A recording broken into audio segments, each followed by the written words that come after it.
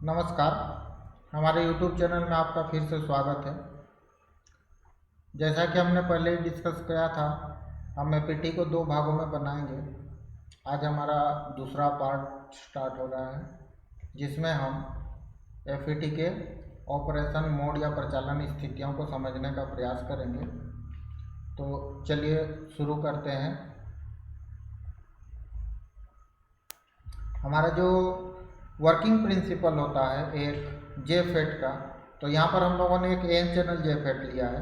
N channel JFET इसलिए कि इसका ज़्यादा व्यवहार होता है, क्योंकि इसमें जो बहुसंख्यक आवेशवाहक होते हैं वो इलेक्ट्रॉन्स होते हैं, और हम जानते हैं कि जो हमारा इलेक्ट्रॉन की गति है वो होल्स से अच्छी मानी जाती है। तो हम लोग ज़्यादातर व्यवहार करते हैं कंपोनेंट के रूप में एन चैनल जेफेट का।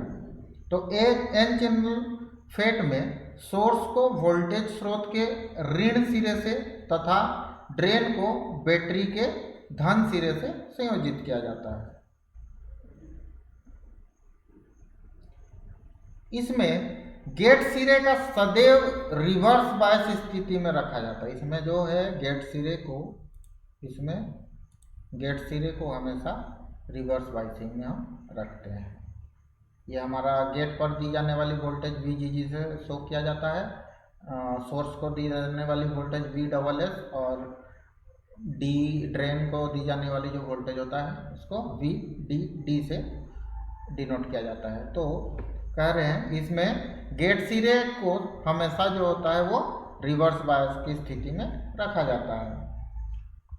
जब VGS का मान 0 हो, अब कंडीशन ये बनता है कि जब गेट टू सोर्स के अक्रॉस जो वोल्टेज है उसका मान अगर 0 होगा, अर्थात गेट पर कोई भी वोल्टेज हम अप्लाई नहीं कर रहे हैं, और ड्रेन टू सोर्स के अक्रॉस जो वोल्टेज होगा VDS पर भी कोई भी वोल्टेज हम अप्लाई ना करें, तो उस स्थिति में ड्रेन धारा जो होगा ID, ड्रेन करंट जो ID है उसका मान हमारा 0 रहेगा।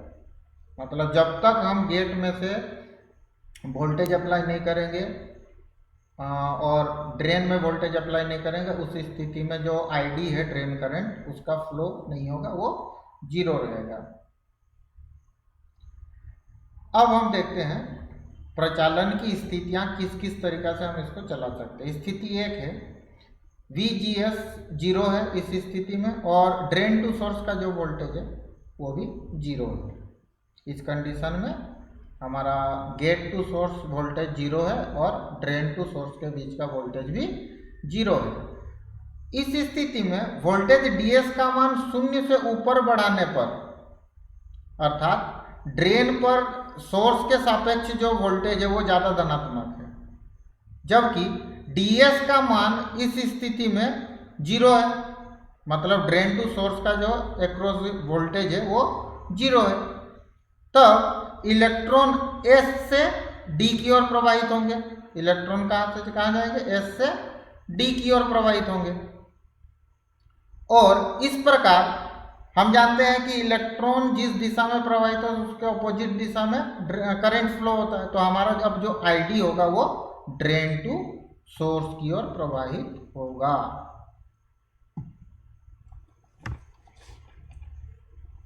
जो ID है हमारा वो ड्रेन टू सोर्स की ओर प्रवाहित होगा।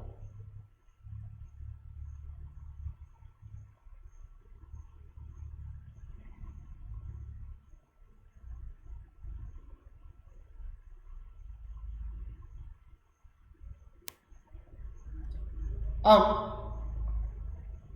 दूसरी स्थिति में ये होगा कि GS को नेगेटिव रखेंगे और ड्रेन टू सोर्स वोल्टेज जो है वो पॉजिटिव रखेंगे।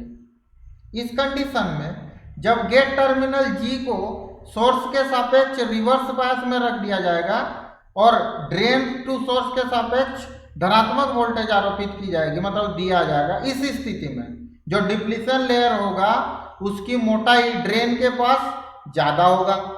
डिप्लीशन लेयर यहाँ पर इसकी जो मोटाई होगी, डिप्लीशन लेयर की जो मोटाई है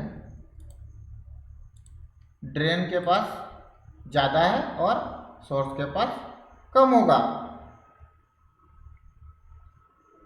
इस कारण चैनल की मोटाई कम हो जाएगी और उसका जो प्रतिरोध है वो बढ़ जाएगा, जिससे चैनल में से प्रवाहित ड्रेन धारा आईडी का मान कम हो जाएगा।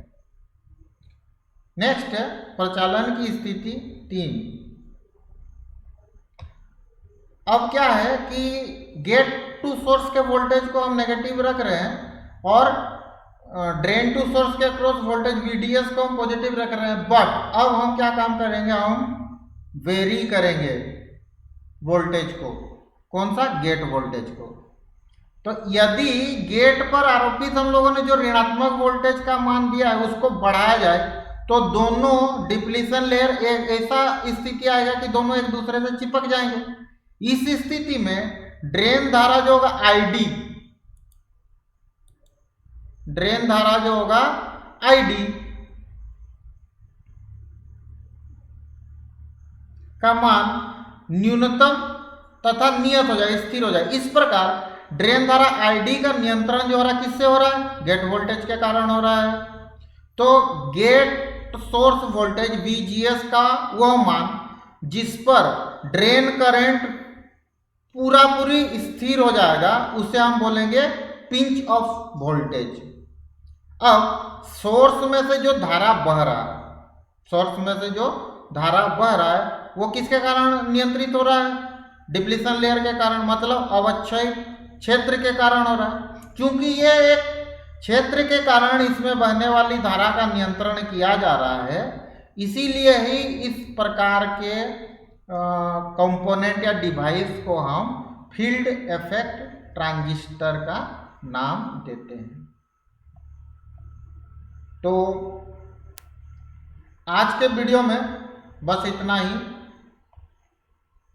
आप यहाँ से हमारा जो भी नोट है वो कर सकते हैं वीडियो को पॉज करके।